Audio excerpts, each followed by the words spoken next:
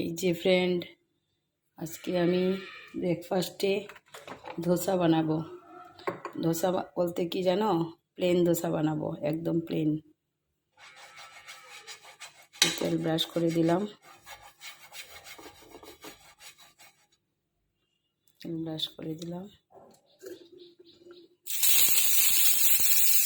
জল ছিটা দিলাম, মুছে দিলাম। একদম প্লেন ধোসা বানাবো।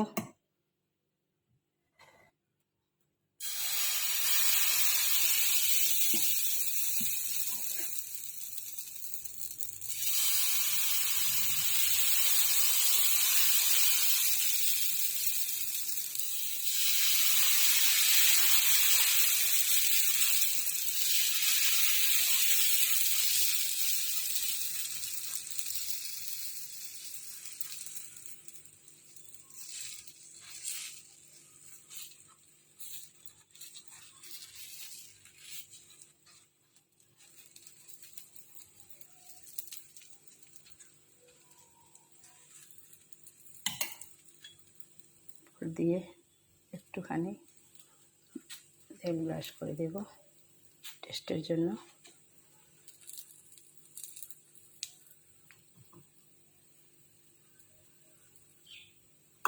ব্যাস হয়ে গেল।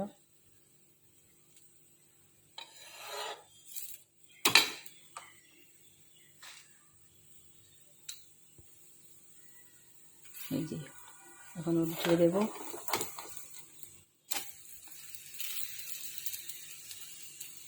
এটা বাচ্চাদের জন্য খুব ভালো। আর এমনিতে আমি যে ধোসাটা বানাই ওইটা আজকে বানাইনি। এটাতে দই টই দিয়ে বানাই, এটা অন্যরকম বানাই। এটা দেখতেও অন্যরকম, খেতেও অন্যরকম। আর এটা হয়েছে বাচ্চাদের জন্য, একদম সিম্পলভাবে করেছি, কিছুই দেইনি। সুজি আর চাউলের গুঁড়ো, ওই দুইটা দিয়ে করেছি। আর মেন ধোসাটা যখন বানাবো তখন বিউলির ডাল দিয়ে বানাবো। ঠিক আছে, আজকে একটা সিম্পল খাওয়া, তার জন্য সিম্পলভাবেই বানাচ্ছি। ধোসাও বলতে পারো, গোলা রুটিও বলতে পারো, যে যেমন বলো এটা বলতে পারো। এটাতে কোনো বলার মধ্যে কোনো ভেদাভেদ নেই, খাওয়া দিয়ে মাপলাম, তাই আমি বললাম।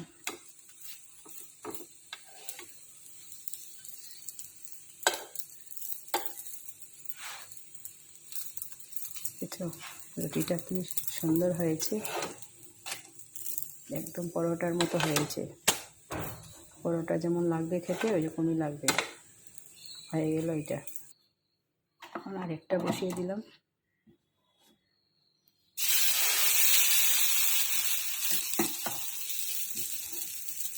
এটাকে কাঁচা লঙ্কাও দিয়েছি, নুন দিয়েছি, একটু আদা দিয়েছি, জাস্ট, আর কিছু না। চিনি টিনি কিছু দিইনি।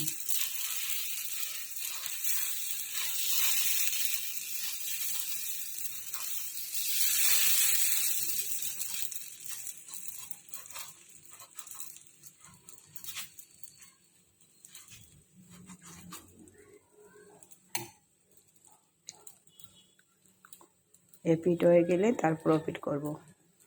ভালো করে হয়ে যাক। এখন উল্টিয়ে দেব। ব্যাস।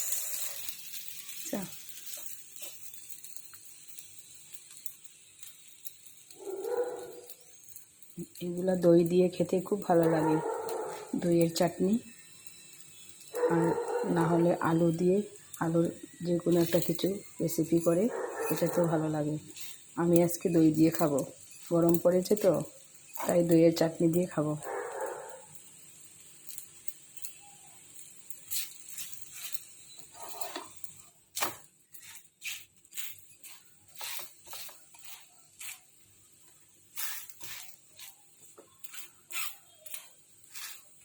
গরম গরম খেতে খুব ভালো লাগে।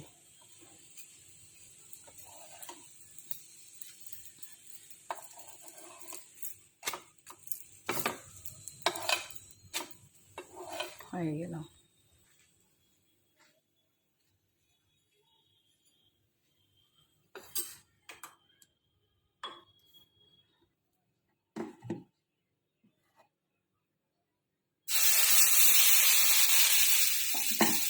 2 হাতা করে দিলেই হয়ে যায়, বেশি লাগে না। এটা তো হয়েই গেছে, আর এখানে আরেকটা করব, আর পরে বাকিগুলো পরে করব। কিন্তু যখন খাবে গরম গরম করে দিলেই এটাই সবচেয়ে ভালো, করে না রেখে গরম গরম করে দিলেই ভালো হয়।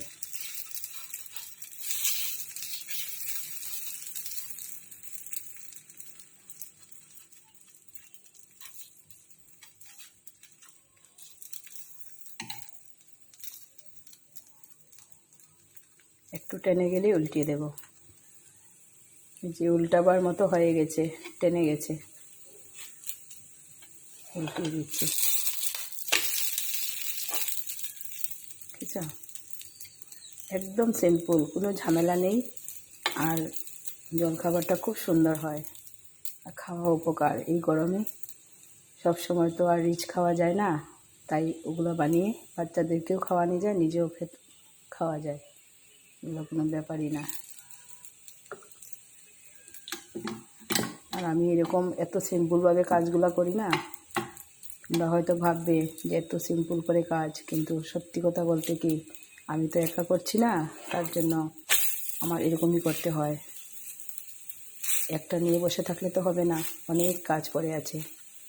তাই এই যে দেখো, এই মিক্সার ব্লেন্ডারই আমার এরকম ব্লেন্ড করে সুজি, চালের গুঁড়ো এগুলো ব্লেন্ড করে রেখে দিয়েছি। যে যখনই বানাবো না, তখন এখান থেকেই বানাবো, আর লাস্ট যখন বানাবো তখন সব ইয়ে করে ধুয়ে দিয়ে দেবো, একবারে হয়ে যাবে।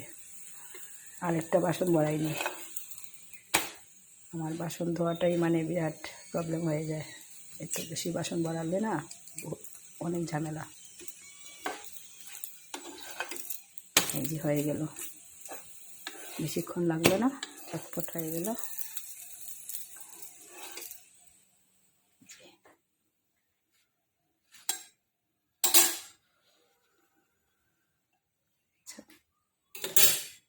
ঠিক আছে বন্ধুরা, আজকে তাহলে ব্রেকফাস্টটা তো বানিয়ে নিলাম, এখন আমি দইয়ের চাটনি দিয়ে পরিবেশন করব। ঠিক আছে, এই যে দোসাগুলা রেডি করে আমি এই যে দইয়ের মশলা, দই দিয়ে খাবো, তার জন্য দইয়ের মশলা বানিয়ে নিয়েছি। দই দিয়ে খেতে খুব টেস্ট হয়। আর এটা হয়েছে একটা সব মিক্সড চাটনি, এটাতেও সব কিছু দিয়েছি, পুদিনা থেকে ধরে সব কিছু দিয়ে, তেঁতুল, পুদিনা, দই, তারপর মশলা দিয়েছি গোলমরিচ, বুঝেছ, কাঁচা লঙ্কা, আদা, সব কিছু মিক্সড করে একটা চাটনি বানিয়েছি। এই চাটনিটা না গরমে খুব ভালো লাগে, আর এখন তো গরম পড়ে গেছে, তার জন্য এগুলো হালকা হালকা খাওয়া শরীরের জন্য খুব ভালো, তাই এটা রেডি করে নিলাম। ঠিক আছে, আর তোমরাও যদি এরকম রেসিপি বানিয়ে খেতে পারো তাহলে তো খুবই ভালো লাগবে, কারণ দেখো গরমও পড়েছে, বাচ্চারাও খুব পছন্দ করবে, ঠিক না? আর সব সময় হেলদি খাওয়াটাই চাই, মাঝে মধ্যে উল্টো পাল্টো খেলে কিছু হয় না, কিন্তু সব সময় খাওয়াটা তো ঠিক না, তাই বললাম। আর আমার রেসিপিটা কেমন লাগলো আমাকে জানাবে তো কমেন্ট করে। ঠিক আছে, সবাই ভালো থাকবে, তাহলে এখানে রাখলাম, বাই বাই।